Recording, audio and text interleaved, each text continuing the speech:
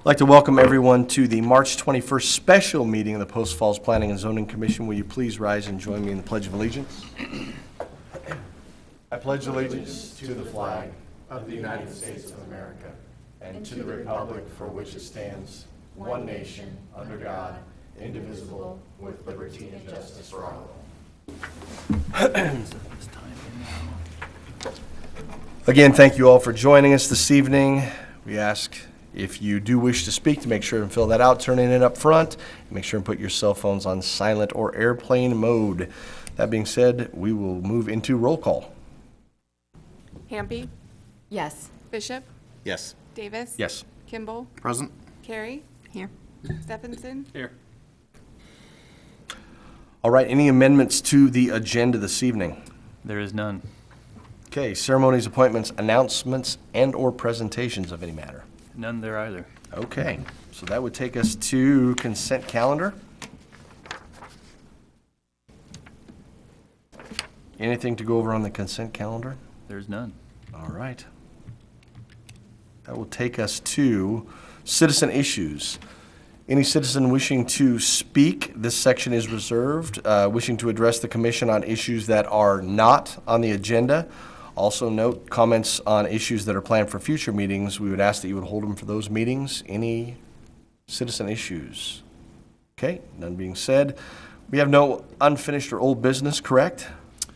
There's none. That would bring us to item number 10, public hearing. So that being said, we have got Prairie Crossings Comp Plan Amendment and Title 18 Zoning Text Amendment. We'll go ahead and open that public hearing. Mr. Manley to present.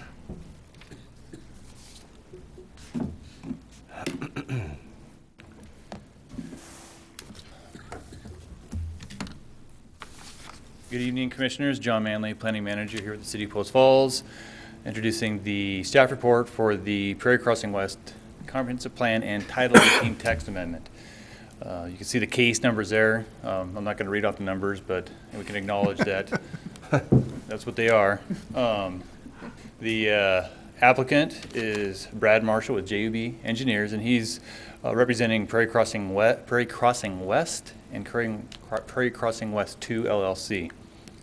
So the requested action is to review and recommend approval of these requested amendments to the comp plan and the Title 18 text.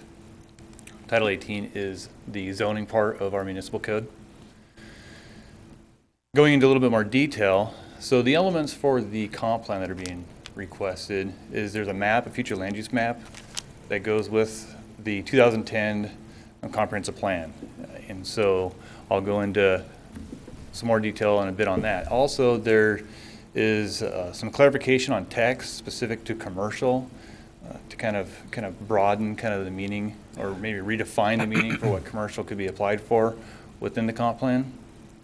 And I'll also, as part of the staff report and presentation, go into the applicable comprehensive plan policies that kind of help kind of support the request and kind of help guide kind of maybe your guys' recommendation. In addition to the comp plan, there's the technology mixed zoning, the TM zoning district that is before you, and you've got a copy of that code within the staff report. And this is going to be a whole new zoning district. We don't have the zoning district in our code, and there's a reason for that. Is if you look at commercial a lot of times deals with, it's really streamlined for permitted uses and special uses within our land use table for commercial. Then you look at industrial, it permits pretty much everything. So one could argue, why wouldn't you just permit everything and just stick with industrial? Well, sometimes when you're, if you want a high tech or a technology park, you may not want to permit certain things that are permitted outright in the industrial zone. So that's what led us to looking at the another zoning district. And it was a collaborative approach between applicant, staff, and then the consultant. As you're aware, we're doing a comprehensive plan update as well as a zoning ordinance update. And so the goal was to draft a zoning district that not only could meld into our current code, but can also then hopefully just morph and just step right into the new code we end up shortly down the road. So going into the comprehensive plan amendment, and where this is being considered is the black lines here, that's Prairie Avenue, and then Highway 41. So at that intersection, at the northwest corner, where you see that hatch, that's approximately about 245 acres that isn't currently defined 100%. You have, and I'll go into this next slide here, where you see this box here, that's about 165 acres of undefined area in our current comprehensive plan. And then we have, at this point, about 80 acres that's currently being designated as residential. And it's mostly vacant agricultural land at this time. So the proposal is for, and why you see the red hatch, is for it to go to commercial. This area would be served with water by Ross Point Irrigation, and I believe Brad Mark will go into further detail on their communications they've had with Ross Point and getting water to the site. And then sewer would be provided by City of Post Falls as well. And there's an ongoing process looking at how we can serve it, and that's gotten some pretty significant strides forward that this area could be served with sewer. So that kind of covered the map amendment portion of the request, and then there's also a text amendment portion with this. And what I attempted to do here is kind of bring out really the simplistics of this clarification. You're just basically removing an S, crossing out an N in red, and then adding zones or. So it would read the sentence, the designation supports zoning for commercial and office uses, public buildings, mixed use zones, or planned unit developments. So you could have horizontal mixed use development and it'd be considered appropriate with this zone. So that was just a simple little clarification to that text. Because it kind of inferred before that it was going to be a mixed use PUD, only mixed use PUDs. So I inferred that I'd go over some comprehensive plan policies on the previous two items. So the first one there is encourage a balance of land uses to help Post Falls remain a desirable, stable, and sustainable community. Ordinary activities should occur within walking distance of most residences. Regulations that encourage the development of sustainable scale commercial facilities throughout the community.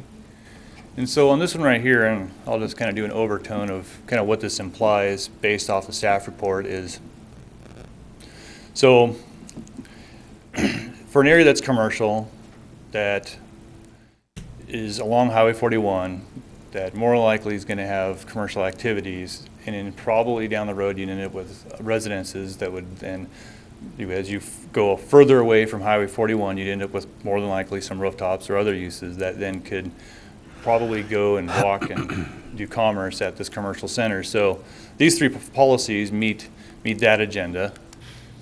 And then this next one is commercial uses should be considered in areas indicated on a conventional future land use map as suitable for residential, commercial, or mixed use.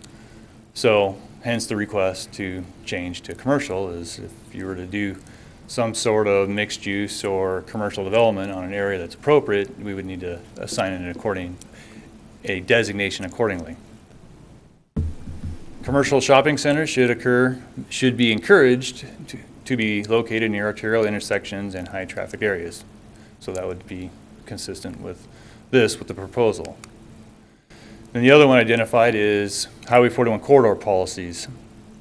So when you look at the Highway 41 corridor and the land use plan, it generally says up Highway 41 you're going to have commercial uses adjacent to it, along with supporting some of its backage roads. And I would say that the proposal to designate this as commercial would meet this criteria as well. So I apologize for this, but that kind of encapsulates that comp plan portion. Now I'm going to go into the text amendment portion, but as you see, the text is a little small, but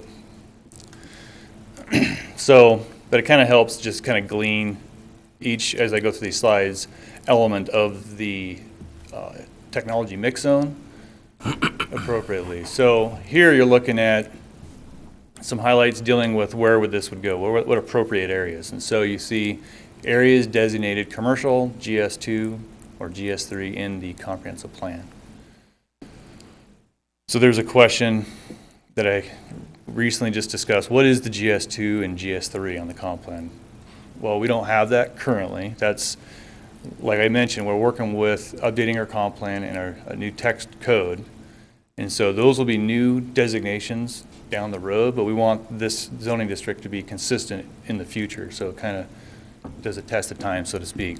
The commercial part, though, that's the part that is appropriate and applicable to our current comprehensive plan.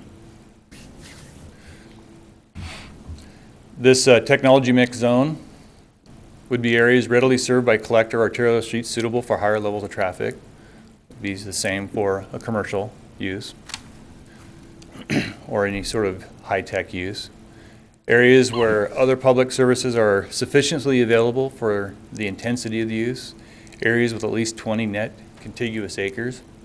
So the idea is odds are you're not going to get a 2-acre technology park with mixing of uses on some sort of horizontal mixed-use plan. So what is that? What's the massing that you would get? So staff worked with the applicant and kind of came to 20 net acres, seemed like a fair enough minimum standard to say, okay, you can do potentially some pretty interesting things on just 20 acres.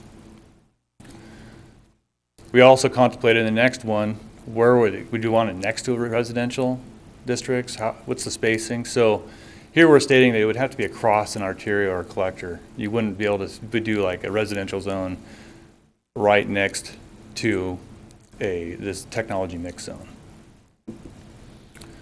The other one is dealing with infrastructure and neighboring land uses, making sure that it's compatible with this TM zone. So permitted uses, what would this technology mix zone permit? I kind of alluded that to the intro, that it's really specific more for some mixing of uses, some commercial, some multifamily, and maybe some high tech.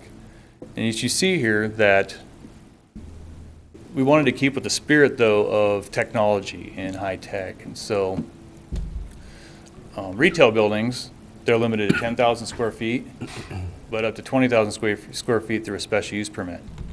So the goal wasn't to get a few destination big box stores within this district. We'd want to have maybe it's a mix, so you'd have to probably limit the size and scale of commercial. Another idea is multifamily is permitted outright within this technology mix zone. And I'll get to that in just a bit when I talk about development agreements. But the idea here is to create a district that provides a mixing of uses that are permitted outright to provide some sort of securities for this district going forward. So the development agreements. So what you're familiar with is PUDs. PUDs has generally been the document or the process to encapsulate restrictions on development and put conditions on development. The Idaho Code section 676511A brings out opportunities, if we adopt this section, to put conditions through development agreements. Now, the goal isn't to have development agreements throughout the whole city for everything, but it would be just for the TM zone and potentially some rezone requests and some annexations. And you see here that there's some limitations on these development agreements, that they have like 6 months to get this to council. So when I spoke to permitting multifamily and how that would unfold, the way the code is set up is through the public process and through the conditions recommended through that ultimately to council, that you would then know pretty much what kind of conditions you would have for your development agreement. In addition, you would also have discussions between staff and applicants as well, bringing forward ultimately a development agreement to council for approval. And so you could condition various elements of how that project would morph going forward. Any questions at this point? Yeah, I I had one on when you were back talking about the new TM zoning coming up against residential, that they would have, it had to have a major collector or a arterial? That was in... Sorry. Oh, that's okay.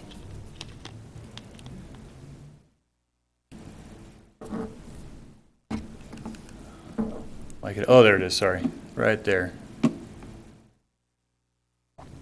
So areas adjacent. Okay, so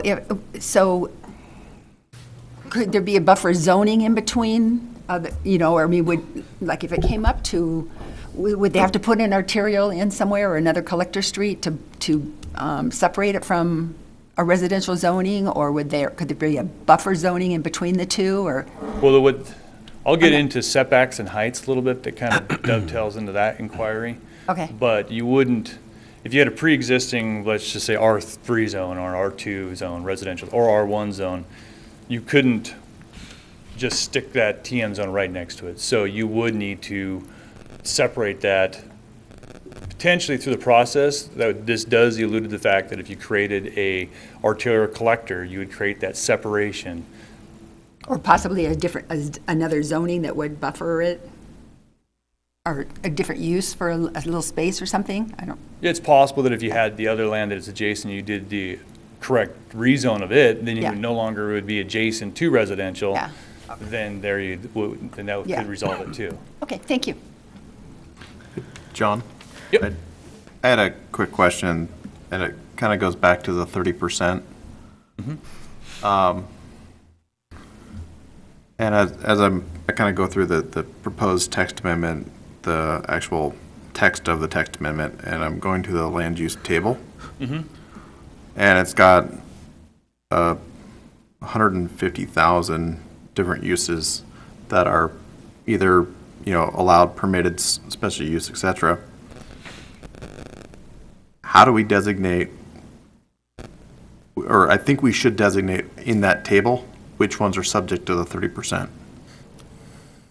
Which uses in that table are specific to the 30% requirement? For instance, it says retail, but does that mean a cafeteria or a veterinary office? I mean, retail is a single use. It was actually done for a purpose, and that's because office would be office, that's not retail. So retail alludes to point of sales, commerce activities.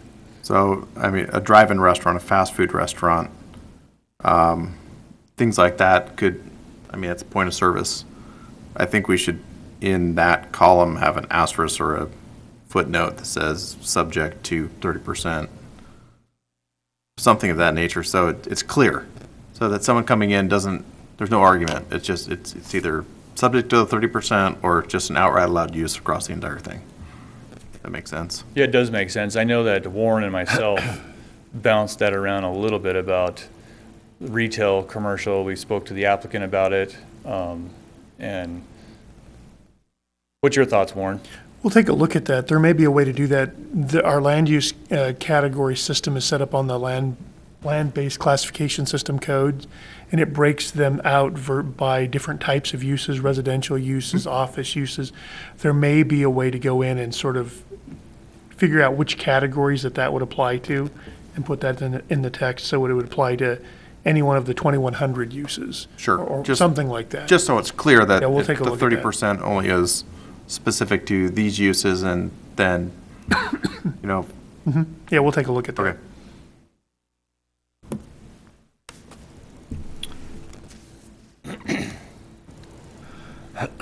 So looking at concerns for separation, heights, and whatnot. So setbacks, inherently, if you were to have a 25-foot tall building, you would meet the lot lines bordering a zone edge, or lot lines internal to the zone would be 10 feet. Now, if your building goes above 25 feet, for each foot additional, you add a foot of separation. So it pushes you further back. So the taller the building you get, the more space you got to give from the external property lines or internal streets. Also with this, you see some maximum heights, which could be exceeded through a special use permit. It's proposed that within 300 feet of the residential zone, 45 feet would be the maximum height. All other areas, 75 feet. So you could, if you had a big project, you'd basically take the residential zone, offset it to 300 feet, which may include a road, it may not. And then that's where your internal polygon would be for your development for 45 feet. Inside of that, you know you could go to 75. But then you would still have to meet the setback standards above.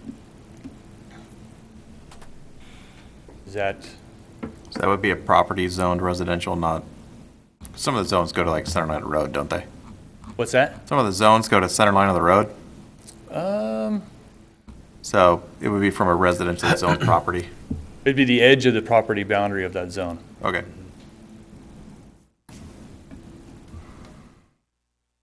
Then the other two, parking and landscaping, landscaping's on the next slide. The intent was to keep it simple. Let's just punt to our current code. You know, we have parking standards within our existing code that for the most part work. I mean, I could argue there's things I'd like to change to it, but we're not at that journey right now. We're just trying to get some parking standards that would work within a zoning district. And they work fair enough. So we're just gonna punt to Title 18 by use. There's also a multi-tenant standards within Title 18 that potentially we could entertain also through the development agreement or by code. Looking at landscaping, for the most part, let's punt to landscaping standards. We got buffering yards, but we wanted to add a clarification. So if you look at the text within our existing code, this has actually been an item that I wanted to fix for some time, is we speak to in text buffering between uses, but the table has said zoning for some time. So this kind of clears it up that it's a buffering between uses. And then that corresponds, which isn't in the draft ordinance, but it is in the staff report, and this is what it's referring to in our current code, is here's your A buffer, you have a 10-foot width, structure required fence, wall, or berms, not in this case, but it is in B and C buffer yard standard. You have deciduous trees, evergreen trees, and shrubs in account. So depending on what your use is, so high tech, more than likely is going to be an industrial use. So it would follow those buffering yard requirements. Now, they may have a separation that's different, required by setback, but that would then guide whether there's a fence or some planting details that would occur within that separation. So we sent out to those agencies you see there. We did get a comment from Kootenai Fire. They were neutral on the proposed amendment. They wanted to cite that the closest fire station was at that 3850 East 16th Avenue, but that there's also a future station that'll be planned for the corner of Charville and Prairie, of which will be upon that time of its installation would be the closest and would be the one that would respond to this area that was proposed for the comp plan amendment. So at this time, I'd stand for any additional questions you'd have for me. Questions? No? One quick one for Warren. With regards to what we're being asked to do, this is a recommendation Yes. to City Council.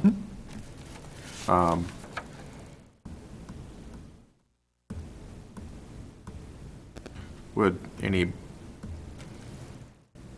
okay, so there's a couple things It'd be two motions. So two separate motions. You'll make a motion pertaining to the comp plan amendment and whatever conditions you want to have for that. And then we'll do a separate motion for the text amendment. For the text amendment. So one staff report, we're just wanting to try to streamline it as part of the presentation. So if you have proposed changes, we will incorporate those into our presentation to City Council. Okay, I think you. And I might suggest one, I was sitting here looking at it and thinking about it, I think we had a bit of an oversight on the across the street from a residential zone. We allow multifamily residential uses within the zone. I think what we were thinking is that it should be across a major collector arterial from a single-family zone. It wouldn't make sense if you're going to allow multifamily uses in the zone to then require that on a different property, it has to be across a collector or arterial. So it should be single-family. Residential would have to be separated by a major collector or arterial. Would it be a zone? I mean, it's, so zoned or use? What do we say? I would I presume think we use. say, By our current code, because we allow single families in R3, R2, and R1. that- What it currently says is areas adjacent to residential districts only if they're located across an arterial or collector. I think that ought to read areas adjacent to a single-family residential district. So that you don't have this weird outcome that inside the zone itself, you're allowing multifamily uses, but if somebody else wants to do it, you're going to force them to go across a major road rather than being just across the property line and then buffered under our buffering standards. wouldn't it just be clean to say it a multifamily or a zone? I think what we If we would do call it is out zoning, then we would within the tech zone, it's zone tech. So you wouldn't be in conflict with yourself. I think what we would do is we'd say areas adjacent to residential, single-family residential districts in parentheses, define what that is, R1, R1S, R2. Okay, That way it's clear. it's clear, okay. And then on development intensity standards, would it make sense to, that the maximum height restriction is from a residentially zoned property? Instead of a residential zone, just to clean that up. Some of our zones are a little, they stop at center line of road maybe. I think that's how that seems to work. So you're looking at residentially zoned property. Yeah.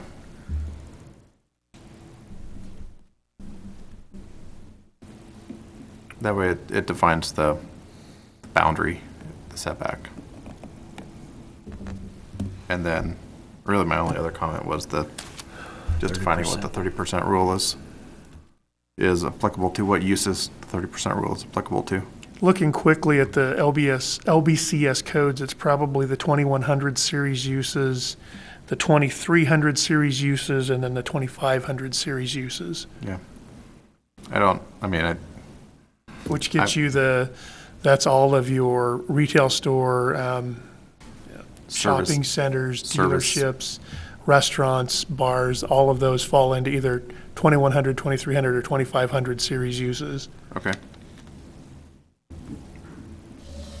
Yeah, I think that makes sense. So you said 2100 to, 21, So it'd be like 23, and 25. anything that falls within the 2100 through, I'm not sure which numbers we have. So it starts at 2100 and it runs through 2176, it looks like. And then the 2300 uses are 2331 through 2334. There's anything that starts with that 21, 23, or 25. okay, Excuse me, that's right. because 24 is the office uses. Yeah. Right. So 21, 23, and 25. And 26 is Parking. parking, Yeah, just the 25 two is of them. restaurants and parking bars. garage. 23 is large scale, is leasing, essentially. You're not buying it, but you're leasing. It's the same use. It's just, instead of you buying it, you're leasing it. So it's the same use as a sales use or a retail use. Okay, Okay. thank you, Warren. Any other questions? All right. Thank you, sir.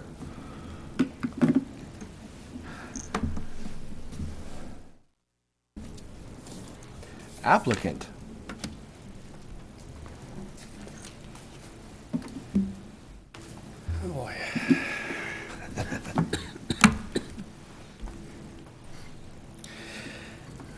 Good evening, Chairman and Commissioners. I'm Brad Marshall with JEB Engineers, 7825 Metal Arc Way in Coeur d'Alene. It's a pleasure to represent the applicant and the request tonight. With me also tonight is Philip Worth, guy in the blue shirt here in the back. He represents the ownership of the property. Philip, you can raise your hand. That's the guy. We would like to thank the Commission for the special hearing and giving us the opportunity of your time tonight. We'd also like to thank the staff for their help on the applications and the project. Staff has absolutely been great to work with. True compliment. Again, as John said, we're seeking a comprehensive plan amendment, future land use map amendment from residential to commercial for 80 acres and a commercial designation of 165 acres in west of Highway 41 between Prairie and Hayden Avenues. I think it's important to point out that the comprehensive plan was first adopted in 2002, 16 years ago, and then readopted in 2010, which is kind of why, 16 years ago, we weren't really looking at Prairie and Hayden Avenue, but a lot has changed in 16 years. Life's changed in Post Falls. To be frank, our goal is to develop what's called the Inland Northwest Technology Park with advanced manufacturers, semiconductor manufacturers, microchips, commonly called aerospace manufacturing, data centers, and supporting restaurants and coffee shops and daycare and convenience stores. So retail, potentially commercial retail uses at the prime corners, but the bulk of the site is really advanced manufacturing. On a side note, aerospace is a huge industry in our area. There's over 8,000 aerospace manufacturing jobs in the Spokane area alone. So we're making parts and shipping them to Seattle, to Boeing, to be frank. This is a vicinity map that kind of gives us an area idea where this property is. Again, it's on the edge of town, just north of Tullamore, north of a future city park in Tullamore.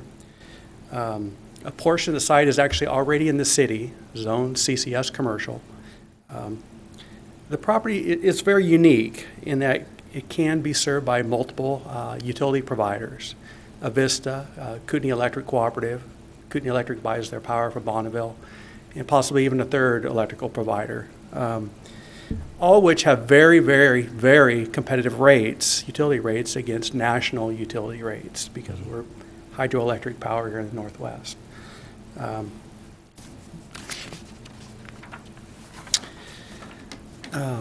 The site is just 2 miles from the large 500 kV power lines and large natural gas transmission lines that run diagonally kind of through the Latham Prairie through Latham. In fact, there's a cogeneration plant just 2 miles north of us. It's also just 2 miles away from K-Tech and North Idaho College Career Technical Education Center. So we believe there's a great educational opportunity just up the street, a training facility for the park. And then it's centrally located to Post Falls, to Coeur d'Alene, to Hayden, to Latham in terms of workforce and access to the park itself.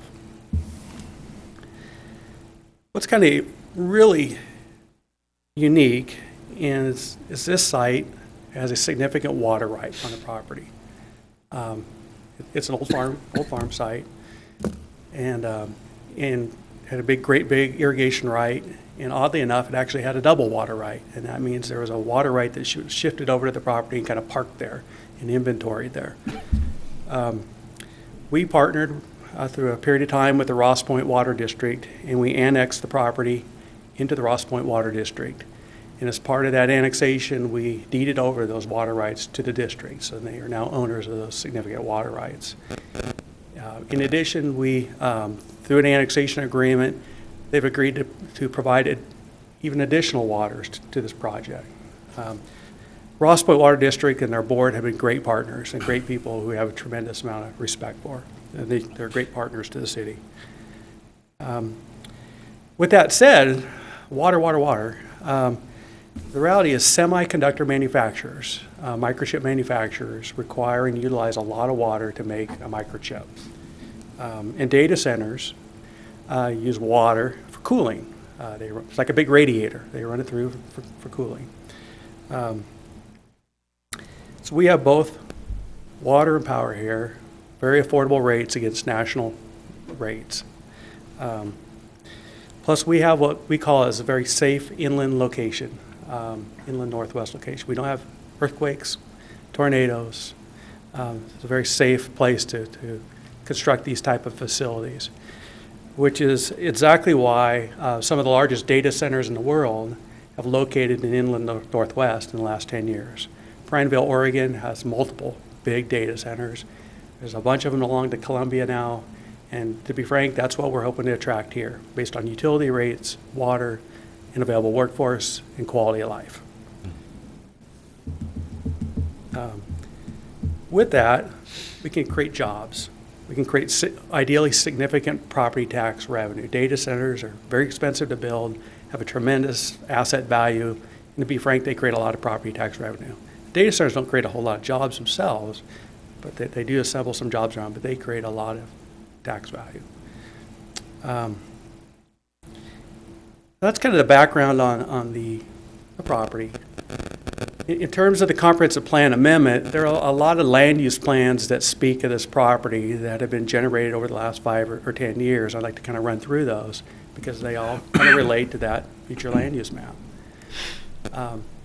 This is the Smart Code future land use plan that was developed about 10 years ago. You'll see that red arrow on the site.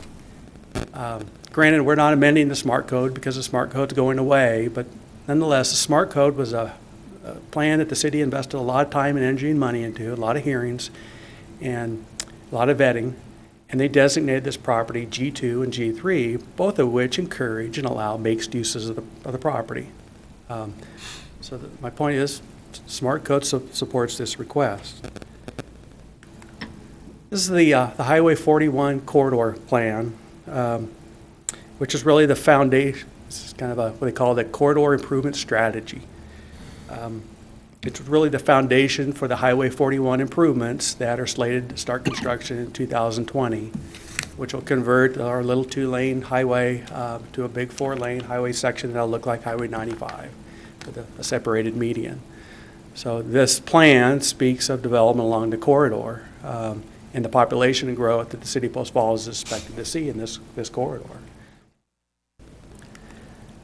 This hard-to-see map that's kind of complicated is the about a 10 or 12-year-old City of Post Falls sewer master plan. Actually, excuse me, this is the Latham Prairie sewer master plan that speaks of the whole prairie and how ideally it would be sewered. And it speaks of this property and that this property would ultimately be serviced by the City of Post Falls sewer through a series of pipelines and lift stations and so forth. Admittedly, this plan's a little bit out of date and is being updated, but even 10 years ago, it spoke of this property. We've spent just now the better course of 6 months completing a sewer study of what we call the Northeast Quadrant Sewer Study. And it provides even better solutions to how this corridor is going to be serviced with sewer. And that plan will evolve. And we've had great participation with city staff and adjoining property owners, particularly the Foxdale development, good partners with us. But my point to all that is the sewer master plan speaks of this property and how it'll be sewered. Kind of on a cool note, a little funner than sewer, is fiber. This is the Fat Beam Fiber Network. And today there's a fiber line that runs right up Highway 41 and could service the property. But more importantly, as part of the Highway 41 reconstruction in 2020, that fiber line will go away and a big brand new fat beam fiber line, will be constructed in the Highway 41 corridor and able to serve this site. So that's pretty exciting. Right now it kind of works its way into Riverbend and off to Spokane. So the point is this has a great fiber network.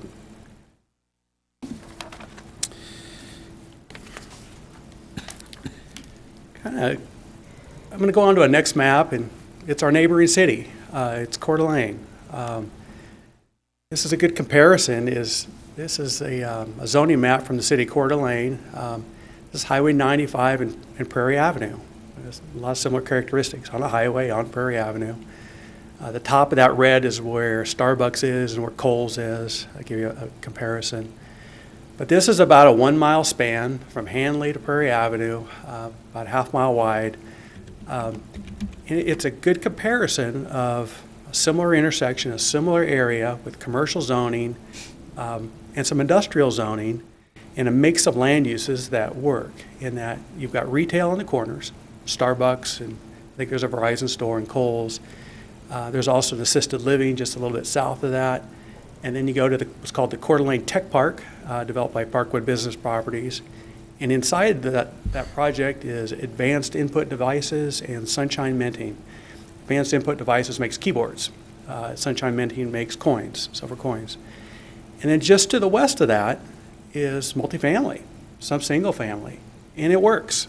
It's because those land uses, those manufacturing uses are internal. They're inside the buildings. So it's a good comparison to what we may see in Post Falls. Not perfect, but nonetheless. This is kind of an old headline, July 26, a year ago. Population boom, be prepared. It talks about Post Falls growing to 90,000 people in the next 20 years. Whether or not that happens or not, even if you take that number in half, it's a lot of people coming to Post Falls. And ideally, they need a place to work. It's better to keep those jobs here and employment opportunities here than putting them on a road to Spokane or some other place. We're trying to develop a tech park, retain jobs, create jobs, create a tax base that offsets residential impacts.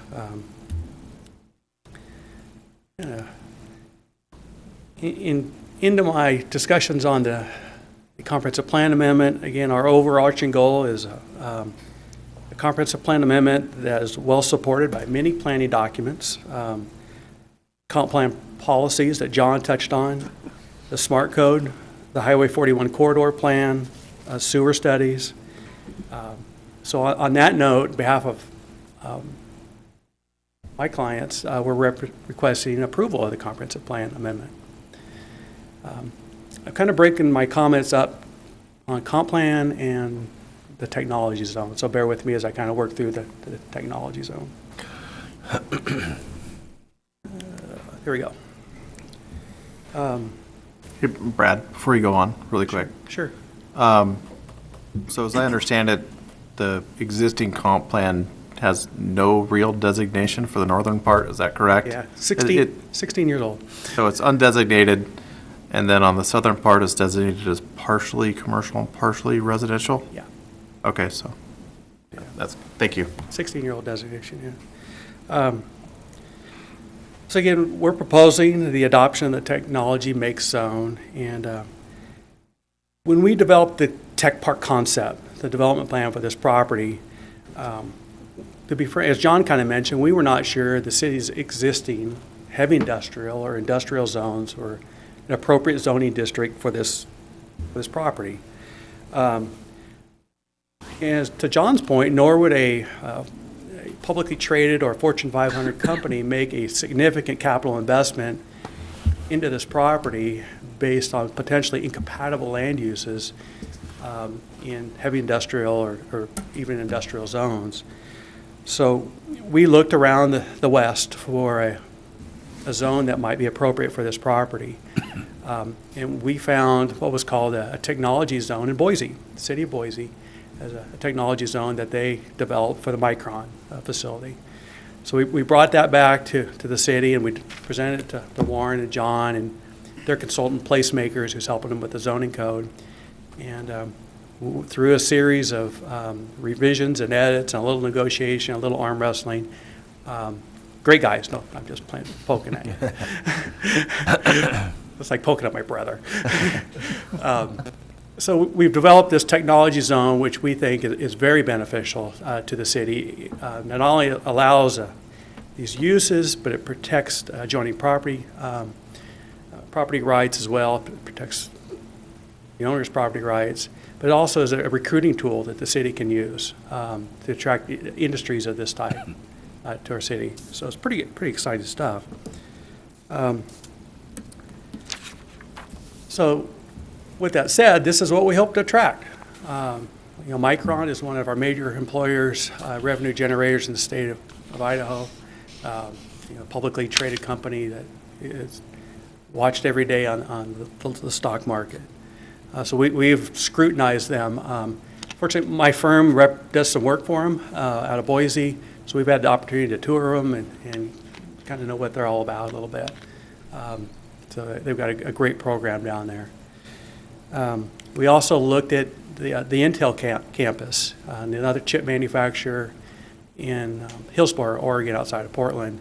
I'll put him on the spot, but Philip grew up in the outskirts of Portland, has seen the Intel campus grow over his lifetime, so is very familiar with this campus and how this works. Again, our goal is to develop the Inland Northwest Tech Park, a campus, advanced manufacturers, semiconductors, aerospace, data centers, internal manufacturing. I mean, in layman's terms, keyword is to allow manufacturing of products inside of buildings that are attractive, that are regulated by the TM zone, but quite frankly, good CC&Rs, architectural review, that go beyond the TM zone. Because again, a major industry, a major business is not going to make a big capital investment without protecting their investment.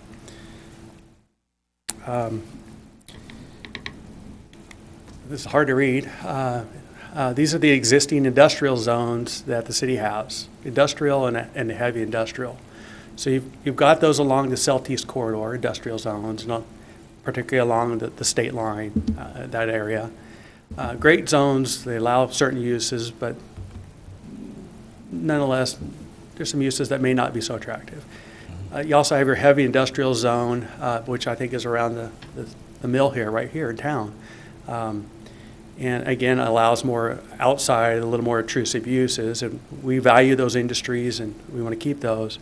But with that said, we think that technology zone will complement these two existing zones and really blend in with the new code and allow a little different type of use. Again, this is a good comparison back to Coeur d'Alene, and their commercial zones. And a good point, Sunshine Minting is actually in a commercial zone there, and then their advanced input devices is actually in a light industrial zone in Coeur d'Alene. So nonetheless, they work.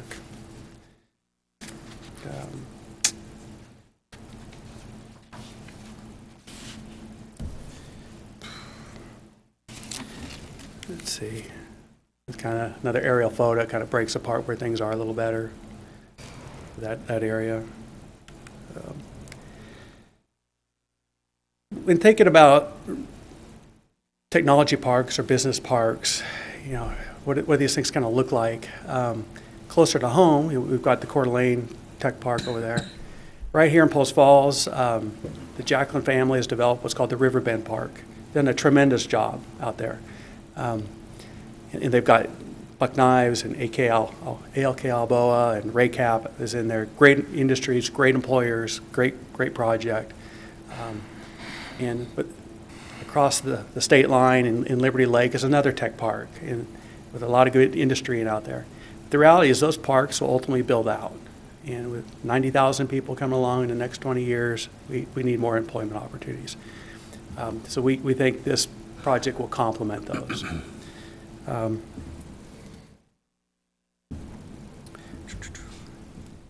So kind of ending summary on the TM zone, I think that's it. We've worked hard to bring this technology mix zone, including staff, which will complement your existing zones, blend with your new code, and provide for well-designed technology parks which can accommodate light industrial, bear with me, I'm reading it, technology, professional, office space, together with limited commercial and residential uses that support a workshop live environment, all protected with a development agreement. So as John mentioned, at the tail end of an annexation, we hope to get there. There'll be a development agreement and ideally a site plan attached to that quite frankly protects both parties. They protect the landowner and the developer. They protect the city to make sure that ultimately that property is developed in appropriate fashion that we all agree to. So on behalf of our client, the Prairie Crossing West Group, we respectfully request approval of the comprehensive plan amendment that we've submitted on and the proposed technology mix zone. Thank you. Any questions?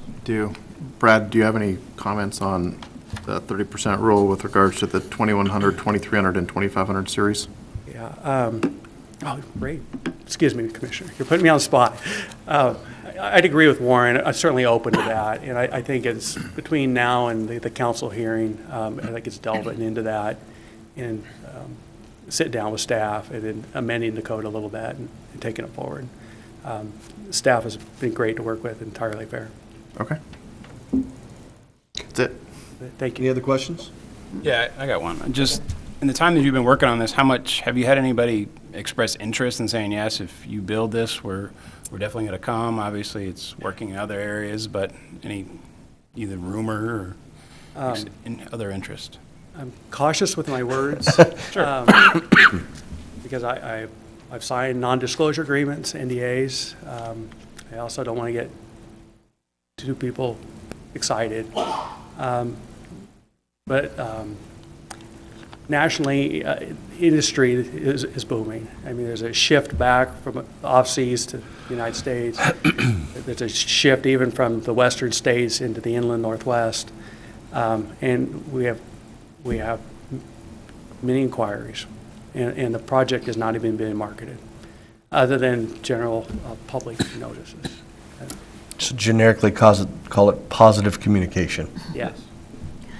To go along with that then, generically, what would be your time frame for a build-out? You thinking 5 years, 10 years? I mean, do you have any estimate on that? More like 20 years, About 20 years? in honesty. You know, if we get lucky, there may be one user that comes in, acquires the whole thing, and builds it out as a campus. Yeah. The alternative is you can get half a dozen users that take different pieces, and it's a slow build-out. You just never know. The Micron campus is significantly larger, but again, it's 20, 30 years old now, too. So, Thank and well done. Thank you. Yeah. All hypothetical. Thank you, Mr. Marshall. Thank you. Appreciate it. All right. Public comment. None. None in favor, none neutral, none against. So there would be no need at this time, Mr. Marshall, for any rebuttal. So do we have any questions for staff, applicant, before I close this out? None? Okay, we'll go ahead and close the public hearing, and I will open it up for comment. Anybody want to start? Anyone have anything to add? I think it's a good proposal. I think we really are going to be needing some business, whether it be for some type of job business here, because we have a lot of housing boom going on in Post Falls, and I'd like to see the people stay here. I'd like to see the growth that brings the money into our coffers so we can do more with our city and stuff. So I think that's, and I think that, I mean, it's going to be a buffer between 41. It's going to be something along there, commercial, some type of industrial or something. So I think this would be a good fit. I agree. I think hopefully this would bring in jobs that are not the minimum wage jobs that we're seeing, and a little bit higher paying jobs to attract the people to not only live here, but they're going to work here, shop here, and spend the money here instead of working in Spokane or other cities that are closer and commuting. So.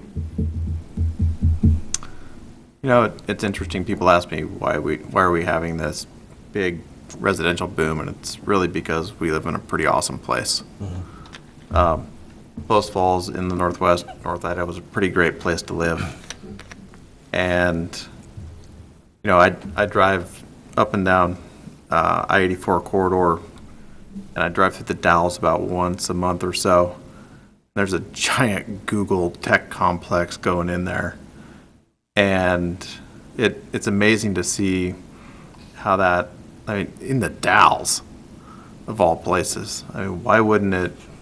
Why shouldn't we be attracting companies like Google or or any of the microchip manufacturers to Post Falls and to our area where we have this wonderful quality of life, and it's we've had a quality of life where 40 years ago the industry was logging, and that's shifted from there, and really our entire economy is more towards technical now. And I think this is an important step towards bringing that technological, that tech industry into this area. And if we don't do something like this, the tech companies will they will just go to the next, they'll just go to the next city that is trying to court them. So I think having this is a huge asset to the city of Post Falls. It's something that Coeur d'Alene doesn't have, and none of the other cities around here have. So I think it's fantastic, and I think we should support it. I think it's a step in the right direction. We aren't there yet with it, but I think this definitely is pushing us in the right direction. It sounds like this is a little smaller than, or not quite as grand as we're talking about the Google campuses and those are a little different than what we could expect to see with this, I think. But I think it's definitely putting us there, making a step in the right direction. And that's how it should be. We should take steps towards it and not just dive all in, So I think this is a great way to move there. Sam? Well said.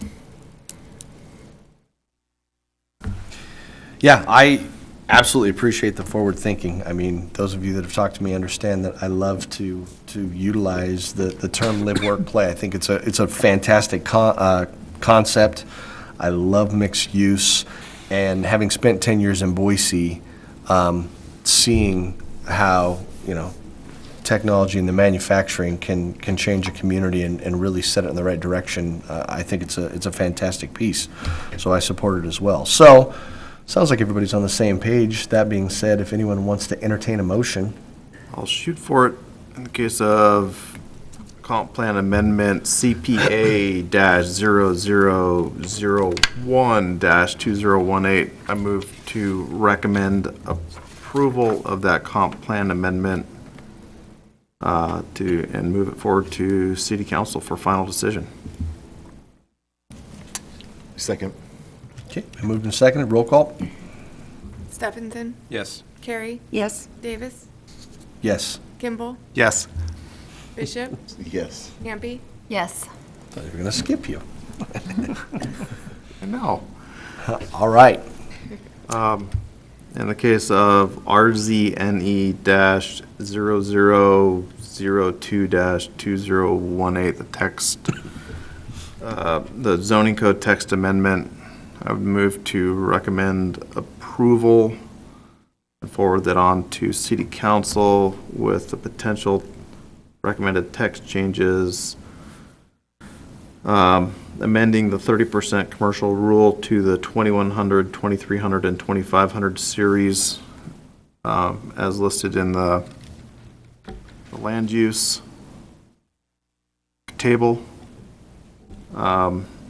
amending the text code in section 3D to that the separation be from the edge of residentially zoned property versus just a residential zone, to define, so we can define the boundary and eliminate any ambiguity, and also to amend section 1E and replace the word district with zone, so that the residential district, which district isn't really defined very well in our code, to residential zone should clear that up. Okay. Second. Got a motion and a second. Call for a vote. Hampe, Yes. Bishop, Yes. Davis, Yes. Kimball, Yes. Carey, Yes. Steffensen. Yes. So moved. That brings us to item number 11, new business. Mr. Manley, any new business this evening? None. Staff comment. Thanks for making this evening happen. We're glad to help. Fantastic. Commissioner comments. Anything good for the good of the order? Okay. All right. We're moving into a spring break, so if anybody's going to be traveling, drive safely. And everybody have a wonderful evening. I guess I would entertain a motion of adjournment. I move to adjourn. So moved.